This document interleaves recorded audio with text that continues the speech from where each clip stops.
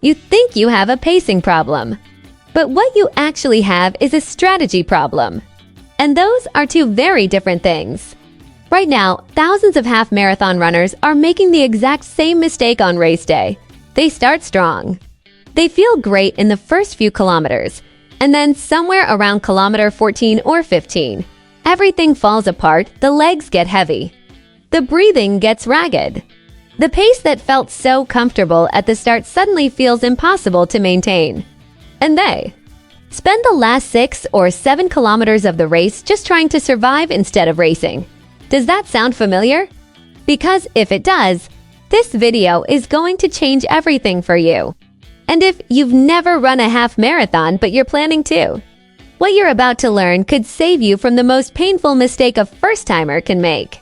Subscribe to this channel right now, hit that like button, and drop a comment telling me, have you ever blown up in a race because you went out too fast? Tell me your story. I want to hear it. Welcome. Today we are going on a journey into one of the most misunderstood concepts in all of distance running, race pacing. And not just pacing in a general sense, but specifically the idea that running a half marathon at the exact same pace from kilometer 1 to kilometer 21 is not just difficult. It's actually not the smartest way to race. Prepare yourself to discover a completely different way of thinking about how you distribute your energy over 21 kilometers, one that elite runners, coaches, and sports scientists have been using for years, while most recreational runners are still stuck trying to hold a single pace and wondering why they keep falling apart late in the race. Before we go any further, tell me where in the world you're watching this from. Drop your city, your state, your country in the comments right now. Are you in New York, in Texas, in California? Maybe in Florida or somewhere completely unexpected? Let me know. This community is global and every comment makes this channel stronger.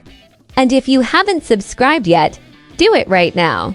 Hit that button and become part of a community of runners who are committed to racing smarter. Let's start by addressing the elephant in the room. Because the idea of running an even pace, the same speed from start to finish, sounds logical on the surface. It sounds disciplined, it sounds controlled. And in certain race distances, particularly shorter ones, even, pacing is actually a very solid strategy. But in the half marathon, something interesting happens. The half marathon is long enough that your body's energy systems, your glycogen stores, your muscular endurance, and your mental reserves are all under significant stress by the time you reach the final third of the race. And the runner who goes out at a perfectly even pace from kilometer 1 is often fighting against their own physiology by the time kilometer 16 arrives. Here's why. In the early kilometers of any race, adrenaline is high. The crowd is cheering. Your legs feel fresh. Your breathing is easy. Everything feels better than it actually is. Your perceived effort is lower than your actual effort. This is not a feeling you can trust in the early stages of a half marathon, because the price for running faster than you should in the first half doesn't get paid immediately. It gets paid with interest in the second half. And by the time you realize you went out too hard, it is too late to do anything about it except suffer and slow down. Comment right now and tell me, does this sound like a race you've run before? Have you ever started a half marathon feeling incredible and then hit a wall you didn't see coming? Write it in the comments. Your experience might help someone else in this community recognize the same pattern in their own racing. So if perfectly even pacing has its limitations in the half marathon, what does the research and the coaching world actually recommend? This is where things get genuinely fascinating. And I want you to pay close attention because this concept is simple too. Understand but powerful enough to transform your race results. The strategy is called negative splitting, and it means running the second half of your race slightly faster than the first half. Not dramatically faster. We're not talking about saving a sprint for the finish line. We're talking about a controlled, intentional approach where you run the first half of the race at a pace that feels almost too easy, and then gradually build through the second half as your body warms up and your confidence grows. The science behind this is rooted in how your body actually manages energy during prolonged exercise. When you start conservatively, you preserve glycogen, your primary fuel source for running at race pace, for longer into the race. You keep your heart rate from spiking too early. You allow your muscles to settle into a rhythm rather than being pushed beyond their sustainable threshold right from the gun.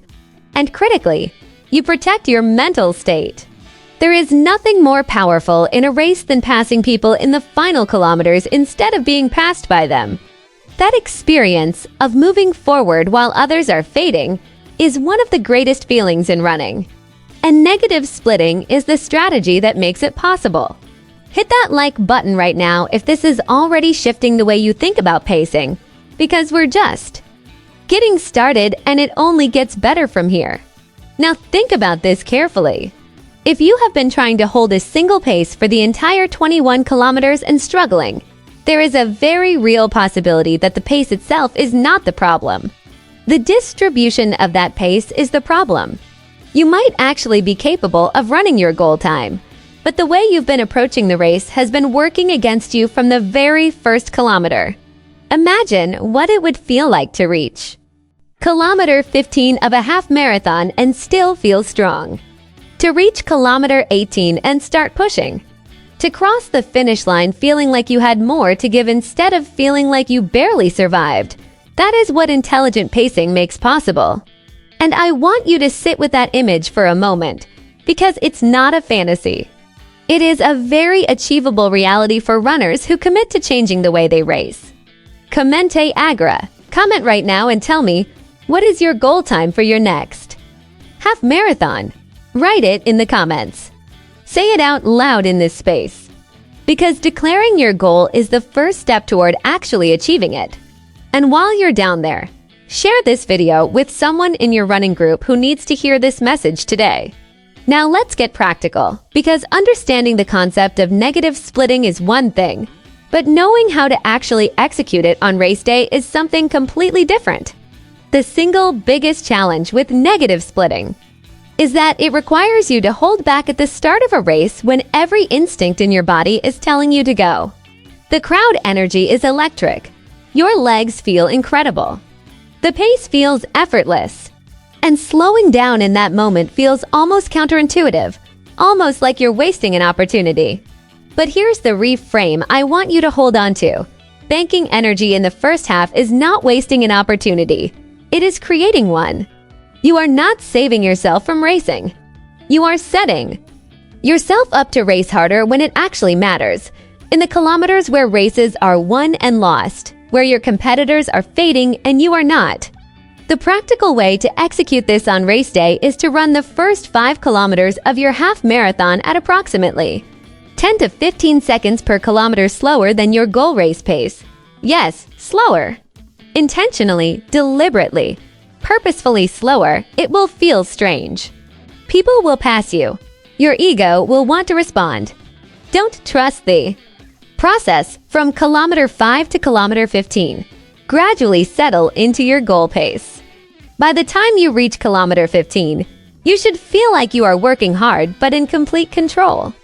And then, from kilometer 15 to the finish, you give yourself permission to push. You start picking off runners who went out too fast. You let the pace drop naturally as your effort increases. And you cross that finish line having run one of the smartest races of your life. There is a second practical tool you need to understand for this strategy to work, and that is effort-based running rather than pace-based running in the early kilometers. Most runners make the mistake of staring at their GPS watch from the very first step and trying to hit an exact number. But in the first few kilometers of a race, your heart rate hasn't stabilized, your body hasn't found its rhythm. And external factors like hills, wind, and crowd congestion make pace an unreliable guide. Instead, run by feel. In the early stages, your effort in the first 5 kilometers should feel like a 6 out of 10. Conversational, controlled, like you could do this all day. If it feels harder than that, slow down regardless of what your watch says. Your watch is giving you data. Your body is giving you information. In the early stages of a half marathon, Your body's information is more valuable. As the race progresses and conditions stabilize, you can start using your pace data to fine-tune your effort, but never let your watch pull you into running faster than your body is ready to sustain. That is a trap that has ended the races of thousands of runners who were more than capable of their goal time. What do you think about running by effort instead of pace? Have you ever tried it? Write your experience in the comments right now. And tell me, what are you getting out of this video so far? Is this changing the way you see race strategy? Because I'd love to know. The third element of this strategy, and the one that most runners completely neglect until it's too late, is the mental side of pacing. Running a smart, controlled first half when your body feels great requires a level of discipline that is genuinely difficult to develop. It goes against every competitive instinct you have. And for many runners, especially those who are racing with a time goal and feeling the pressure of that goal, the temptation to push in the early kilometers is almost overwhelming.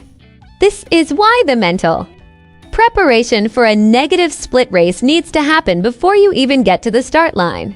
You need to have a clear race plan written down, not just a vague intention, but a specific plan with target effort levels for each phase of the race. You need to have practiced running at your conservative early pace in training so that it feels familiar and deliberate rather than frustratingly slow. And you need to have a mental phrase or a mantra ready for those early kilometers when your ego starts pushing against your strategy. Something like, trust the plan, or the race starts at kilometer 15. A phrase that keeps you anchored to your strategy when the environment around you is pulling you in a different direction. Elite runners do this. They race with a plan and they execute that plan with discipline. The fact that it looks effortless from the outside is not an accident. It's the result of intention, preparation, and trust in the process. Strength training for the mind is just as real as strength training for the legs, and negative splitting requires both. Let's also talk about what happens when you get to the part of the race where things get hard, because they will get hard, even with perfect pacing. Around kilometer 16 or 17, even the best-paced half marathon starts to feel genuinely uncomfortable. Your legs are tired. Your mind is looking for reasons to slow down. This is the moment where your race plan either holds or it doesn't, and the runner who has banked energy through a conservative first half has a real physiological advantage at this point. They have more glycogen available. Their heart rate has not been artificially elevated. Their muscles are fatigued but not destroyed. They can push. They can respond to the discomfort rather than simply being a victim of it. This is the reward for the discipline you showed at the start. The pain at kilometer 17 is the same for everyone, but the runner who paced intelligently has the tools to fight through it, while the runner who went out too fast is simply trying to hang on. That difference between fighting and surviving is the difference that shows up on the clock at the finish line. Here is the lesson I want you to carry with you long after this video ends, and I want you to really absorb it. The half marathon does not reward the runner who feels the best at kilometer 3. It rewards the runner who is still feeling strong at kilometer 17. And the only way to be that runner is to make a decision at the start line that goes against the crowd, against the adrenaline, and against the voice in your head that says go. The discipline to hold back is not weakness. It is strategy. It is intelligence. It is the mark of a runner who has moved beyond just finishing races and started actually racing them. And that shift from finisher to racer is one of the most powerful transformations you can make in your running life. It doesn't require more miles. It doesn't require a coach or expensive technology. It requires a plan, the courage to stick to it, and the trust that your second half will be stronger than your first. If this video gave you a new way of seeing the half marathon today, if it shifted something in how you think about race day, then I want you to do 3 things right now. Leave a comment below and tell me your next half marathon race and the goal time you are going after. Hit that like button because it helps this video reach more runners who are making this exact mistake and don't even know it yet. And subscribe to this channel if you haven't already. Because we are building something real here, a community of runners who train with purpose and race with intelligence. Share this video with your running partner, your training group, your running club. Be the person who brings this knowledge to someone who needs it. You have no idea how much of a difference that could make for someone else's race day. And when you are ready to keep growing as a runner, click the video on your screen right now and continue this journey with me. The next video is going to give you even more tools to run smarter, race better, and enjoy every single kilometer of this sport we love. I'll see you there.